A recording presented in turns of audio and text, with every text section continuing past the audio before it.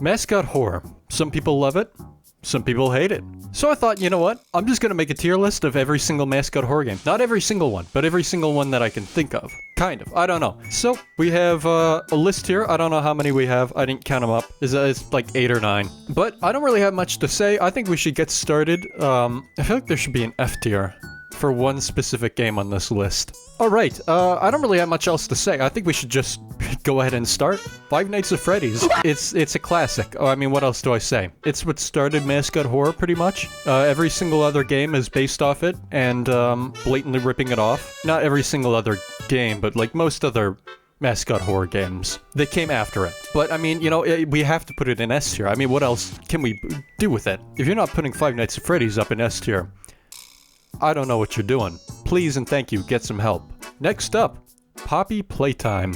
I've never played Poppy Playtime. By the way, I forgot to mention that this is from the perspective of somebody who has pretty much not played any of these games, because I am a huge pussy, and I can't handle horror. I get too scared. It gets me shivering in my timbers here. I really cannot. Like, I've played some of them, like Garten of BanBan. I didn't play, but... well, I played with my friend, Keski, who he played it, and I watched and laughed. We made a whole video on this, link in the description. I edited it, and it is my favorite video I've ever edited. It got like 24,000 views. Go and check it out. It is fantastic. Also, I want to make him a mascot horror channel. So, yeah, okay, yeah, Poppy Playtime. The game is well made. It has interesting lore. However, they did do NFTs, and also apparently the idea of it was like ripped off somebody, allegedly, and also apparently the company's just not great. Yeah, Mob Entertainment, I'm not a huge fan of. I think I'll put it in A tier. I feel like kind of lower A tier, just because of some of the things. You know, I'm not trying to be the morality police here. Dear God, not me. Especially after what I did in Baltimore. However, you know.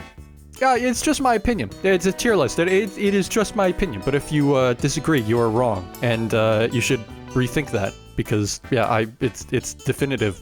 What am I even saying? Okay, moving on. Bendy and the Ink Machine. I have never played this. I've never watched anybody play it. It looks interesting. The concept, I think the concept is cool. You know, like an old 1920s, early 1900s cartoon. Is that when those cartoons came out? Maybe it was World War II. I don't know. I don't know. I really don't know. It's cool. It's just kind of like that, like those old ones, but scarier, and I believe without the anti-Semitism. I'll give it an A tier. Garten of BanBan. Now, a lot of you are going to say, throw it in F tier. Throw it in F tier. This is everything that's wrong about mascot horror. And I say to you, I will not throw the Garten of BanBan series in F tier, because it is ironically funny. The funny fucking bird. Oh, Pila Bird is the funniest shit I've ever seen. Dear mommy, I'm hiding in a room, but I have to fight baboons. Feels more eerie without this now. What the fuck? Oh, what the fuck was that? I want to turn it off. I don't want to play anymore. Naughty corner. The naughty corner. No! I'm scared because hole is loud and my friends scream, but bird is funny. What? The bird! The fucking funny bird! The game is just, it has a lot of funny moments. I have a lot of, I enjoy it because it is fun to make fun of. Okay, moving on. We have Hello Neighbor. Hello Neighbor doesn't seem scary at all, and also, like, I haven't played the game ever. I haven't really seen anything about it. Just from the looks of it, it doesn't look scary at all. I will say that the concept of it, where, isn't it like the AI learns from how you move and then it, like, adjusts accordingly? That seems like a cool concept.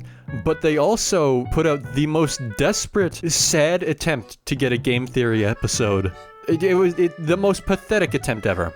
I can't do anything but put it in F tier.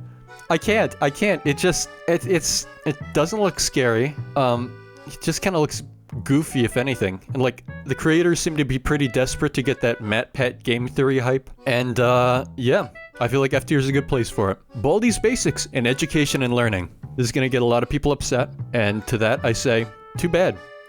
It's an S tier. It's an S tier. I'm gonna actually put it above Five Nights. You know what? I wouldn't say above. It is not meant to be scary. It was made as a joke. It didn't overstay its welcome. They put out, like, I think the one more game or, like, an expansion to it, which is, like, a go camping with Baldi, and it was, I think it was, like, fine, and they had, like, the whole birthday thing, and they made it, like, just peculiar. It feels like something I would make. I promise I didn't make Baldi's Basics in Education and Learning, but if I were to make a game, it would probably be like that, because it's clearly a joke. Like, you get a math question wrong. It's like this old learning game. I feel like I played it in school or something back in, like, 3rd grade. Something along those lines. I don't know. Anybody who was, like, growing up in the early 2000s, you know, I'm 19 currently, so anybody around that age probably gets what I'm saying. The teacher with the fucking ruler, the meter stick, it's so perfect. S tier. Absolute S tier. I fucking love that game. I think it's hilarious. So, okay, that's enough talking. How are we 10 minutes into this video? It's starting to feel like a Rick Cactus intro, or for everybody who does not play Destiny 2, a GT Live video. So, okay, next up we have an old one, but it's a gold one. I feel like I could have done that better. I'm not the smartest person in the world here. I'm actually quite dull, but something that is not dull. It doesn't make sense. Okay, Tattletale. It's good. It was before its time, but me and Keski played it for a video that ended up not being great because of the recording, but it was so much fun to watch. I didn't play it, of course, because I'm a huge pussy.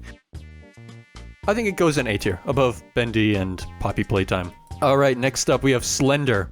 And I don't think Slender is technically mascot horror. I just put it in here to piss off all the horror losers that are like, mascot horror is so terrible, don't you dare put Slender in mascot horror. Man, shut the fuck up. He's a mascot. It's horror. It's mascot horror. I gotta put it up in S tier because it revolutionized indie horror. Like, let's be honest there. Let's be honest. But yeah, that's just a little Foamy special to throw in there and piss everybody off. Alright, last but not least, we have... What the fuck is this? Toing Poi. Let me search it up. What? No, what? Why the fuck would it select that? I don't care about the Star Wars game. Toings Pops. Why the fuck is it in my library? What in God's name? Man, who did these renders? These look good. Who the fuck are you? Who are you? Bro, it's the Glagler, man. Developer Dish Soap Studios. This is not me. I did not make this. I can't even say it fast enough. Like fast. I can't. Dish Soap Studios. I say it like that if I say fast. You can't be me. I can't even say it. Okay, so back to the tier list then.